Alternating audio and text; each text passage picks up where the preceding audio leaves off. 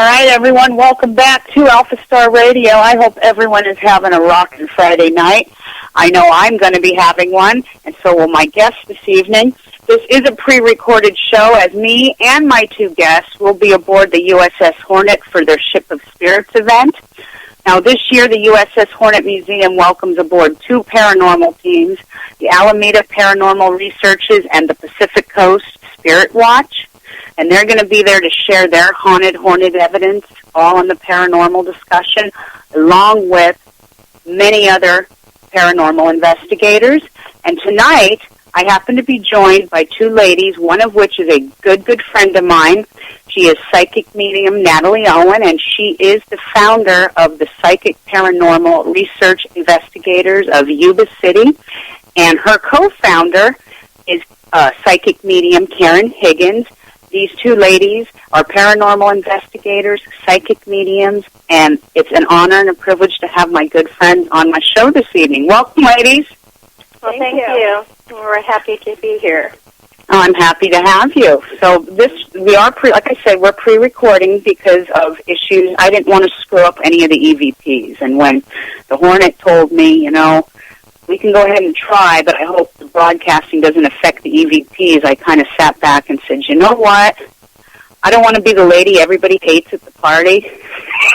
So I'm pre-recording. And so I hear there's only about 6 tickets left. This event is just about sold out. It could change by the end of I got an email saying it's sold out. Yeah. It's sold out. Okay. Then it is sold out. Wow, 6 tickets sold in the last 24 hours. That's pretty good. Now, ladies, I want you guys to tell me, a little bit about how you invented this paranormal team, how you guys met. It's your turn to speak, girls. Well, I was on a former paranormal team, and once I came back from a psychic paranormal tour from Chicago and all through Illinois and Canada, I chose to go my own way and do what was best for me and taking my own path. And so I've been doing very well with that. I started my own team. I actually met Karen through my dad. Her brother is friends with my dad, and he had told his sister, well, Norm's daughter is a psychic, and so Karen was having problems with the death of her mother, and so Karen said, Norm, you need to have your daughter call me because I need to talk to her. So, Karen, if you want to go ahead and talk about that, that's fine. Sure. And Natalie come over to see me one night. She walked in. She said, mind if I walk through your house? I said, no, go right ahead. So she did. We were in the dining room and was sitting there, and I was telling her that I was seeing my mother all the time and my brother as well. He had died a couple of years before she did. And we were sitting there at the table, and Natalie was looking in the kitchen, and she gets a big smile on her face, and she says, well, you can come over here and join us. I said, who are you talking to? She says, well, I'm talking to a lady with blonde hair, and she's got little curls up on top of her head, and she has her hands on her hips, and she's saying, you better not be here to take my daughter's money. Oh, wow. Something that my mother would say. I could just see her doing that. And that's how we met. And she helped me through it to understand everything. I also have a roommate here, Christy, and she told her some things, too, that there was somebody else in here, in the house here, and which I knew my mother was here, and I knew my brother was here, but I didn't know Ed was here. And Ed was not just an ex-partner of hers in a restaurant business, but they were also a pair, I guess you could say, for a while there. And he was saying, boy, she sure is party. Aww. Say to her, too. So my house. But that's how we met. Awesome. I think that's so cool. I can't wait to meet you Friday night. I know Natalie really well, and just to let everybody know how I met Natalie, I met Natalie through a different paranormal research group, and a couple of summers ago, I stayed at Natalie's house for a sky watch. We were doing a UFO thing, and the rest is pretty much history. There's not a whole lot more to explain. We stayed in touch ever since, and we've been good friends ever since, and I'm really happy for you, Nat. It's good. Say what? Say that again? I said, well, thanks. And I said, you're pretty awesome, Linda. Oh, well, we're all awesome, aren't we? We're a couple of awesome people in the world, and I've heard a lot of good about you from Natalie. Oh, well, that's nice. That's good. I do have a dark side. I don't show it that often, but we all do. Yeah. So tell me, ladies, what exactly are we going to be doing Friday night? Can you explain a little bit? I know there's a seance going on and stuff like that, but give me a rundown of what we're doing. Okay, so I was talking with Pamela Markham, and she is the case manager of the Pacific Paranormal, and she asked, well, how would you like to, come to the Ships of Spirits? And she had me in contact with Heidi. And so Heidi said, well, how would you like to be my special guest? So I said, I would be honored. And so she sent me an email after we talked on the phone, and, and then she goes, well, how would you like to hold a seance in the Admiral Quarters? It's going to be the first time, for the public to be able to go into the Admiral Quarters. So I said, okay, that would be awesome. And so I talked to Karen about it, and then I sent Heidi back an email and said I would gladly accept. So that's what we're going to do. During the lecture, I have a few minutes there to speak, and so we're going to split it between three. Now, the seance, is that open to for everybody on board, or are certain people invited to that? No, it's for everybody, but you come in, as different groups at a time. Okay.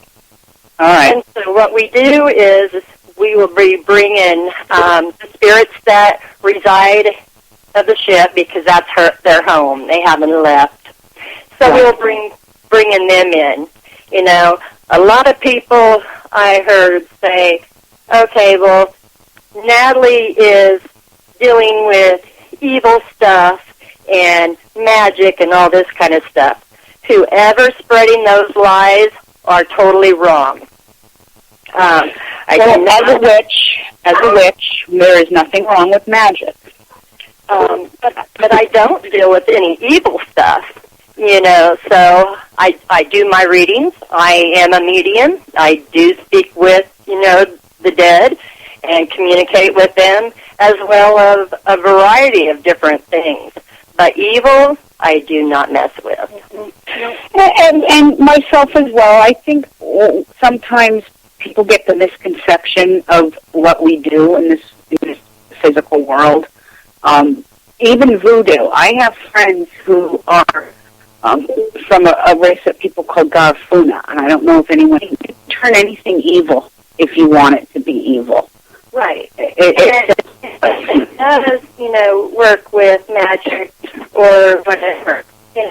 That is their own thing, Right. And it doesn't know what the hell you're talking about, what they're talking about, excuse me.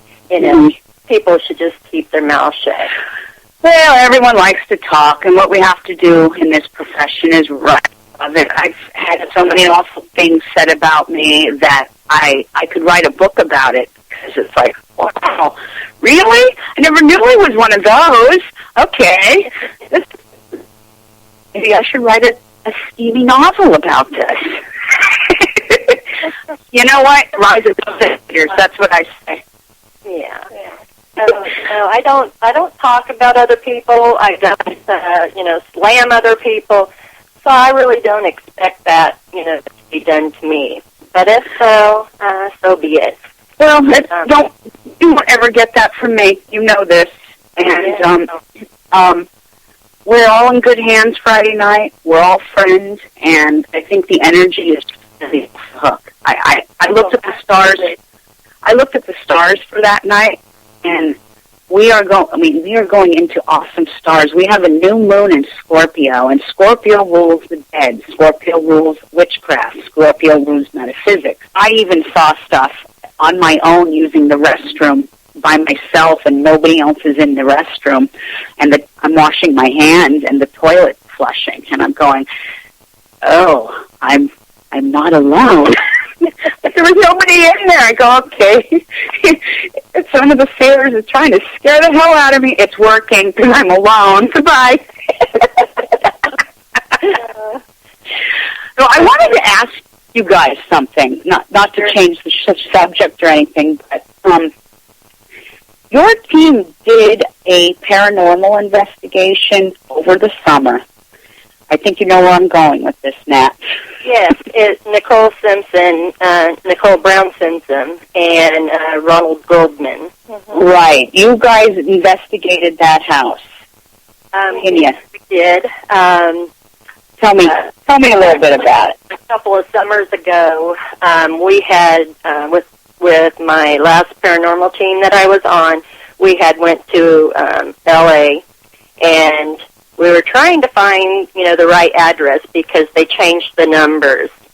And so there was a couple that was taking a walk that evening, and so they showed us which exactly condo it was.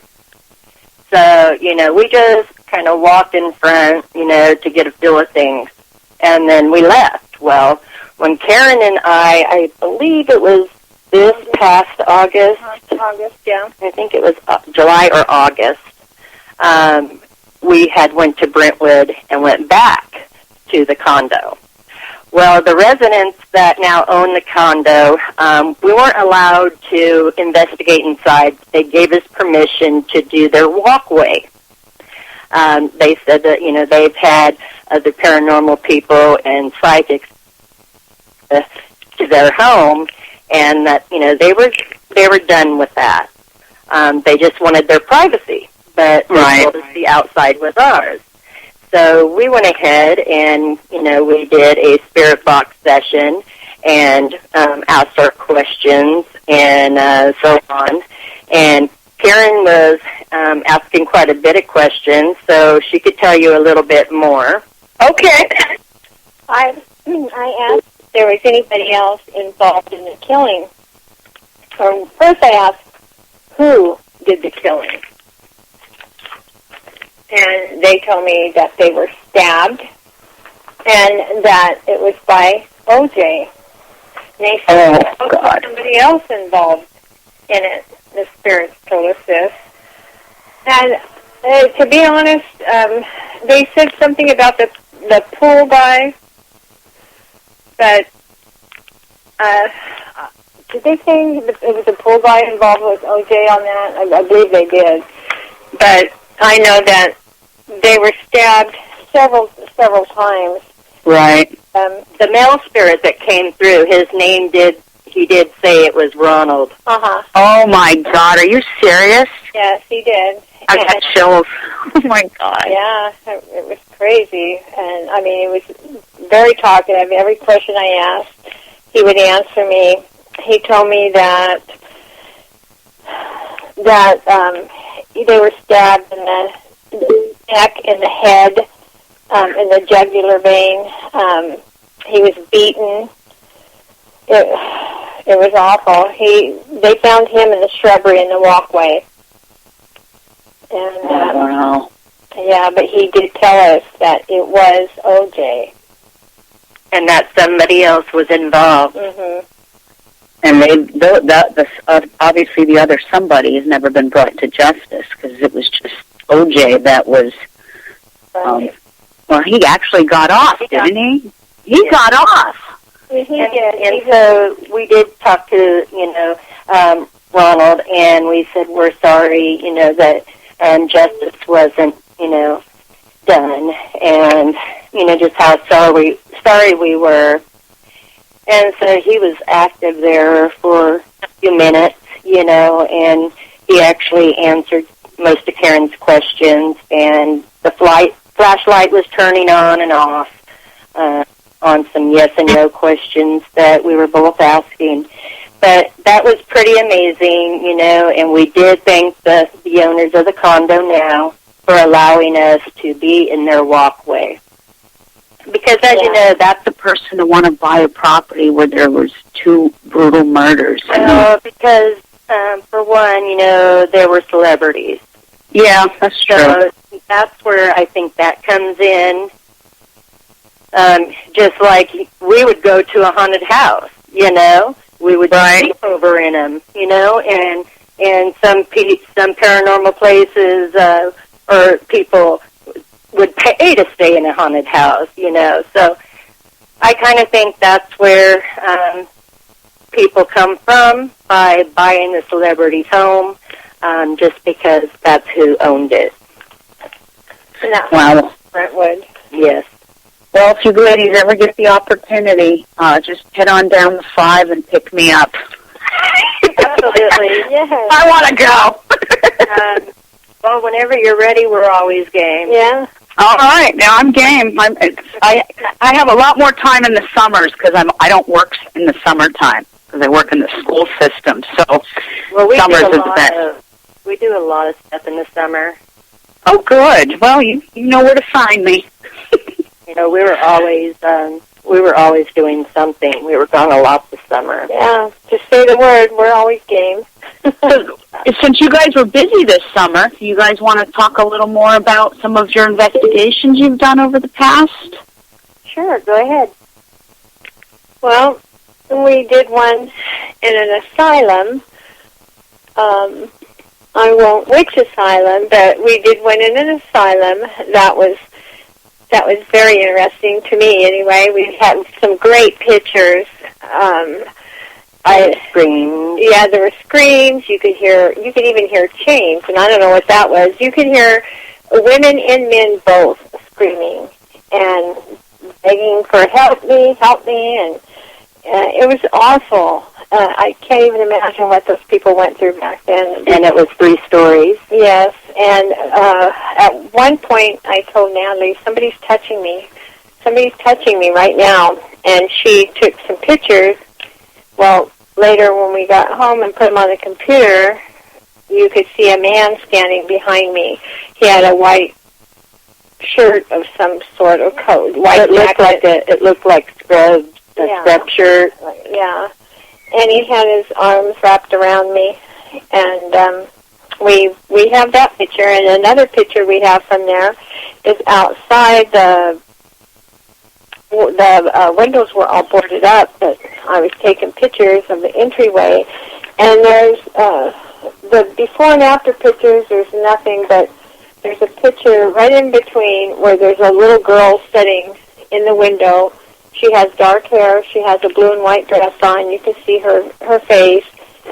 And it was amazing. That was one of my favorite ones. And there was a naked woman that was behind her. Yeah. But again, it was a boarded up window. And on the other side, there was something there that it didn't look too good. Good, no. So the apparition was naked? Yeah. Yes. Oh, interesting. It was. And those are on our paranormal page on Facebook as well as our website. And why don't you throw that out there? What is the website and the page? Well, it's Paranormal Research Investigations of Yuba City, California. And then our website is www.ppri-yc.com.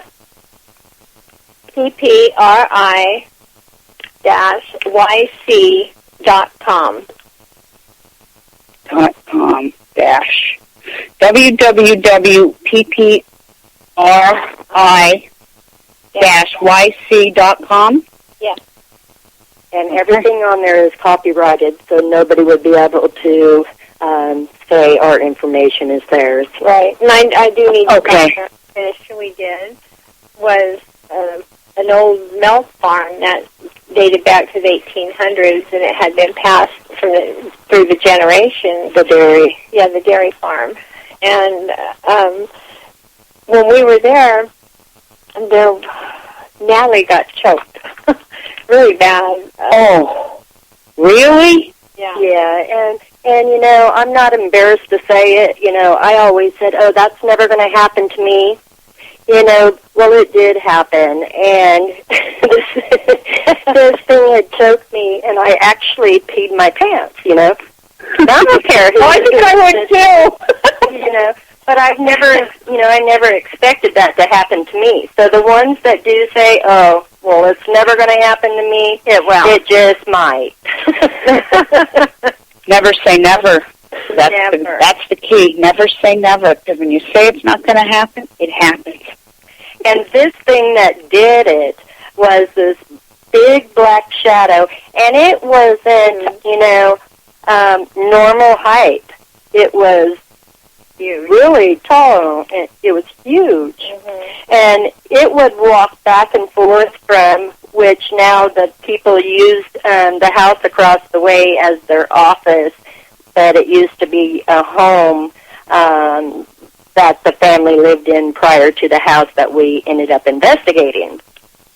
So this thing was, walking through from over there across the way into the house that we investigated.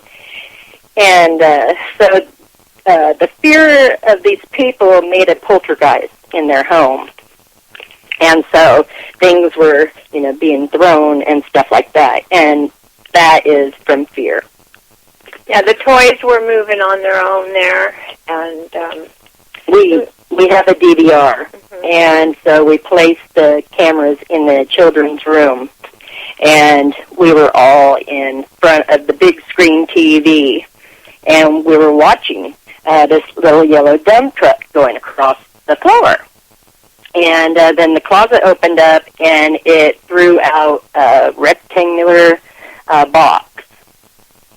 So we were watching this. There was nobody in the rooms, and the children were not present, of course.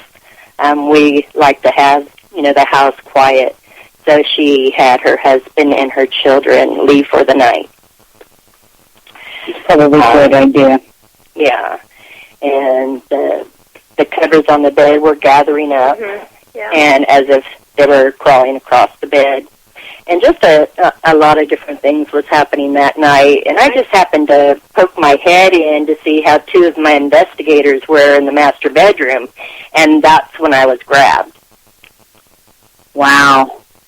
So do you think it was a darker entity? I don't like to say the word demon, because there are a lot of people that have misconceptions. Some are just more aggressive. But it was definitely a negative entity.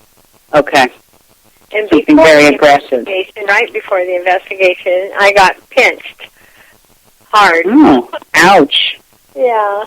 Oh, wow, okay. We took a couple of our investigators, and we walked the premises. It's the dairy farm, so it's pretty large. So we had walked back where they used to do the milk back there, and we had one of them that lives there. And so we thought, okay, we had three kids there, but two of them was our teen psychic, and the other one was a 17-year-old. But again, like I said, the little kids were gone for the night with their dad. So we ran back to the house, just for their safety, and we continued with our investigation. Wow, that's good. That is a good night of investigating with lots of activity. I'm sorry that happened to you, though, Nat. It sucks. That too. She was just in tears, trying to catch her breath. You know, and that is the only thing that ever frightened me. You know, so that's what I always said. Nope, it won't happen to me. So anyway, but a protection prayer is, you know, always the best, and that's what we do. One of my investigators, he has the ability to cast the negative entities out. And his name is Brandon Hooper, and he is excellent. And he came from Pampa, Texas. He was a case manager of Dan Gerther, that owns Haunted Entertainment. Oh, okay. And so he messaged me on Facebook and said, hey, you know, my case manager moved in your area. Do you need a new investigator on your team? So I said, sure. And so he hooked me up with Brandon, and Brandon joined our team. And so, you know, we always meet halfway for investigations because he lives in Corning. Halfway for our meetings. And then we do investigations all over the place and not just in our areas, so that way we could accommodate, you know, other places that are closer to him and to other people that live in the different areas. You just answered my next question. I was going to ask, do you guys keep it local, the city, or do you guys come out farther than that? Everywhere. Okay. That's good to know, because I'm trying to get an investigation team out here in Monterey. I'm going to tell you this little quick story. I think you're going to like it. When I was a little kid, my mother was a house cleaner and a housekeeper. She used to clean this restaurant here in Monterey, and it's been a million names, but it's called the Stokes Adobe. And here in Monterey, there's, you know, a lot of Spanish settlers, and it's a lot of old history. And I used to go to work with my mom while she was cleaning this house, this restaurant, and it had a big attic upstairs, and it used to creep me out because the attic had all dolls in it. There are probably like 25 old antique dolls. And weird things would happen, like a ball would roll down the stairs, and I would get blamed for it. My mom would say, stop playing with all those toys. I'm not touching the toys. I was 6. I'm trying to get the owners to let me get a paranormal team in there. Can I drop your name? Absolutely. Okay, it's not me, Mom. It's not me. Yes, it is. No, it's not. Just go back and forth until my mom saw the vacuum turn on by itself. And she goes, all right, it's not you. I believe now. I do pick up that you have amazing abilities. For me? Yeah, you. Aw. I try. You know, my world is astrology and paganism, but you have the abilities. I know, I do. Even my teacher, Dr. Torrey, told me that. You have abilities. You just don't have confidence in yourself. Right. I had a reading from him once, and I was having neck surgery, and he told me. He said, don't have it done. I said, but I have to, you know, because I have nerve damage in my neck, and this is going to help me. And he said, no. So he said, you were a white witch in your past life, and you were hung and burned to the stake.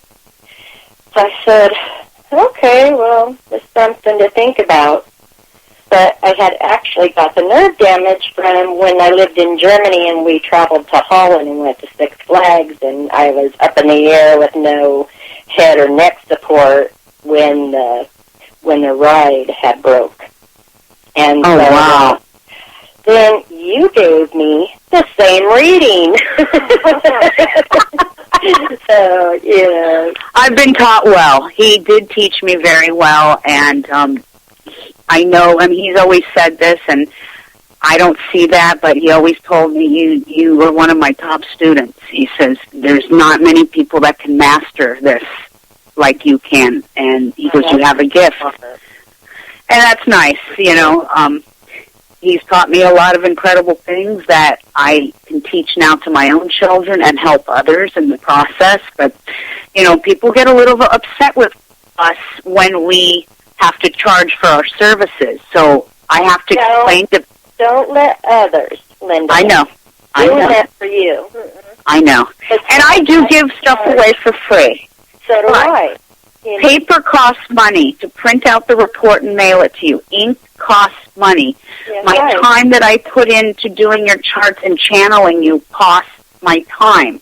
It takes me 2 to 3 hours per one person.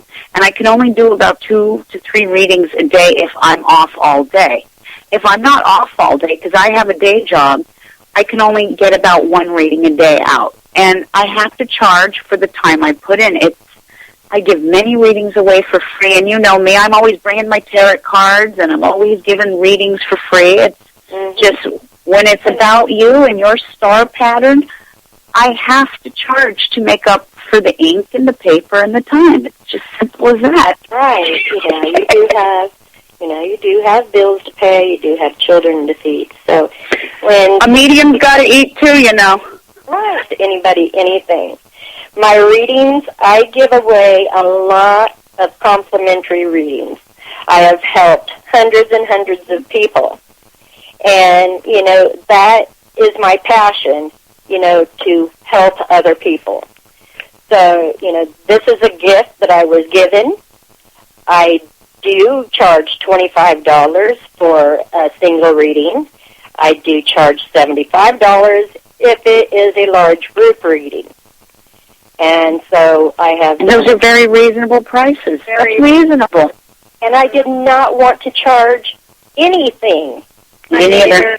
Karen and my... You made her. I made her. You know, made me. So I said, I don't want to charge much because, you know, not all people could afford it. So I went ahead and said, okay, $25. And then for a large group, $75. And so I actually did those group readings, and I do a lot of single readings as well. You know, and that's about the price range mine are in. I'm always running a special, and it's always $30 full life reading, and that's actually 10% of what my teacher charges. And it's the same software and everything. It's just, I know people are struggling and they can't afford it, but you have to give me a little something for the time I'm putting in, you know, just like with you. So I do keep my prices very low, and actually it's kept me busy the last week, so that's a good thing. But I give on a very deep level to people. You know this. I know you do this too. And we pick up on certain things. I kind of pick up on someone says, I need a reading, I don't have any money. Well, you know what? Let me see, give me your birthday. And I run their stars, and it's like, you know what? You do have money. You have more money than the lady who just paid me. I should have gave that reading to her for free and made you pay me. So there are people that pull that, I'm broke and I don't have any money, but yet they can go spend it on a pedicure or a manicure or whatever. Right. So I always have to watch. I always have to use my head, follow my head and not my heart. Because if I did that, I would be broke. That's right. I agree 100% with you. Yeah. You know, and so, you know, we're all about helping the people. You know. Absolutely. We do have a mentor program, and we have several psychic children that are in our program, and that is absolutely free. We also have adults that are psychic, learning their abilities and how to use them and not let it bother them in their everyday life. Mm-hmm. So we help them to be able to control. So, you know, we give them homework to study, and then they give us the answers when they come back. So this is our way of giving back by helping the kids. Because when I was younger and when Karen was younger, you know, with our abilities that we had, my first experience that I remember was 5 years old. You know, the kids at school, my playmates at home, and stuff like that, you know, I knew I was different. playing with the spirits in my bedroom was one thing. But when going to bed at night and having this man with a mean look on his face, and I'm supposed to go to bed, I didn't do well with that. And so Dad said, "You need to go to bed." And I said, "No." He said, "Why?" And I said, "Because there's a man in my room, and he looks mean." So my parents ended up with a roommate, and I slept between them for a long time because it did scare me. It would scare me too. I was staying at a house on a house down, and all these things I was seeing in these people's house. I was staying the night with my friend, and I went home and banging on the door at 2 o'clock in the morning saying, "Let me in." So we're only comfortable in our own comfort zones when we're a child. That's true, too. And I think certain environments for children being raised, whether it's in a religious family, they feel uncomfortable. You don't feel comfortable opening up about that. Sometimes little kids don't. It's like they're scared. Oh, my God, I'm seeing this, and I don't know if I should tell my mom and my dad because I might get in trouble. Who knows what it goes through a kid's head, And there's kids that are bullied. I was bullied, but didn't let it happen. I stood my ground. And once I started getting older, the older kids started with me, and I stood my ground, and, I did. I let them have it. But nowadays, it's different. They're just, kids are very, very cruel. We're advocates, bully advocates, and we go around to schools. And there's so much cyberbullying and so much bullies in school and so on, and with my granddaughter, Desi, she's been bullied all her life. Oh, I didn't know that. Poor Des. She's just like I am. And, she communicates, and she's absolutely amazing. Now, she does, she makes choices that I don't agree with sometimes, Right. But I don't know a perfect child. No, there's no perfect humans in general. No, and it's good to be imperfect. If I was perfect, I'd be lying because I know. Me too. I'd like to think I am, but I'm not. I can say I do the best of my ability, but am I the best? No. But that's all we can do is do our best. That's the main thing. I did my best. Yet. You what? I have not had a complaint yet. There you go. Then it's all good. Thumbs up. Oh, wow. Well, like I told everyone, I'm not going to be broadcasting for a full hour tonight, so I wanted to have you gals on. We're going to probably wrap it up here in just a few seconds. Is there anything else you ladies want to add into this discussion before we sign off? Well, I believe there are some tickets still for the Monster Ball, which is held on the 25th, the day after the Ships of Spirit. Okay. And Karen and I are going as gypsies, as mated to the USS Hornet for repairs, because the ship needs a new paint job. The ship needs some help, and that ship, I don't think people realize this, that it's all of their money comes from donations. Is that correct? Right. Yeah, it's not like the military gives them money or anything. Correct. It's all donations. Right, and so, again, that's why it's important of us giving back. Absolutely. I feel at home on that ship. I know that sounds creepy to some people. Someone said that to me the other day. What do you mean you feel at home?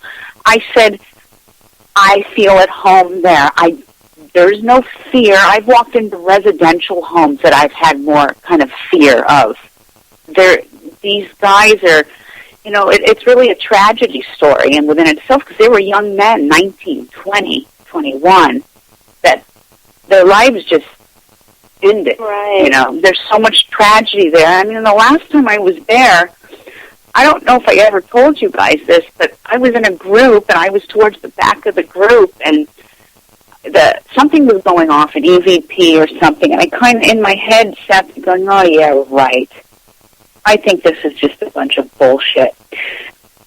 They must have been reading my mind. I've said this before on air. When I had Summer from the Alameda Paranormal was on my show several months ago. Mm-hmm. And I was telling the exact same story, so I'm sorry to my listeners for being repetitive, but as soon as I said that, not more than 20 or 30 seconds later, something starts yanking on my leather jacket, and I thought it was one of my friends that I was with. So I look over to my left, nobody there. I look over to my right, there's nobody there. And I kind of sat there, and in my head, you know, I didn't announce it out loud or anything, but in my head I said, okay, you've got my attention, and I'm sorry for saying bullshit. That was the end of it. But I've never acknowledged they were there. They were there, and I never have fear. I've been on board that ship 2 or 3 times in my lifetime, and I've never had any fear on board that ship. Of course, I may sing a different story come Friday, but I don't think so. I just don't. This is the first time that we'll be going on the ship. You know, my husband was in the military for 26 and a half years, and he just retired a couple years ago, and we moved back here. So, you know, I am close to home, you know, of feeling them, how they lost their lives. Mm-hmm. Right. It's very true. I am probably to say, Linda, though, 2015, we are going to Hawaii, which that's where I lived on the joint base of Pearl Harbor and Hickam, and we are going to investigate Pearl Harbor. So that's going to be pretty exciting, too. And when is this going to happen? In the summer of 2015. And we'll be going out and giving readings. Yeah, and we'll be having an event at a hotel, which will soon disclose the hotel and the ballroom, and Karen will be out in the audience giving readings. I've been there before. I've been to Hawaii. I've been to Pearl Harbor, and I lived there 3 years. There's some energy there. You could feel it. I went there on my honeymoon. So, I mean, that was a long time ago, and you know, now I'm separated, but I would love to go back there, and because even being there. Join us. We're also joining John Gomez and the Kool-Aid Paranormal team. All right, Hawaii, here I come. Yeah. It's Aloha. And it's during the summer, so you can go. Yeah, it gives me some time to save up. Just keep me posted, ladies. It's going to be awesome. Now, ladies, answer me this question. Will you join me again sometime on Alpha Star Radio? Absolutely. Sure. We'd love to. Reading from you for Karen. She wants to know what her past life is. Okay. We can all discuss that right after I get off air. How's that? Okay. All right. We'll discuss that. And everyone out there in DTM world, it's been awesome having you join us this evening with my lovely guests, Natalie Owen and Karen Higgins. They're awesome ladies. They're excellent paranormal investigators and excellent psychic mediums. You're in good hands with them. We will be back next week. It's going to be Halloween, so it will be another pre-recorded show, as I have kids, and I have to deal with trick-or-treating. But my show is going to be about Halloween, the origin of Halloween, and I have this lovely guest. He is a published children's book author. He is the CEO of DTM Radio, and it's our own beloved Denny Gager. So we're going to talk about his children's book he's written for Halloween. I'm very, very proud of him, and it'll be a great show.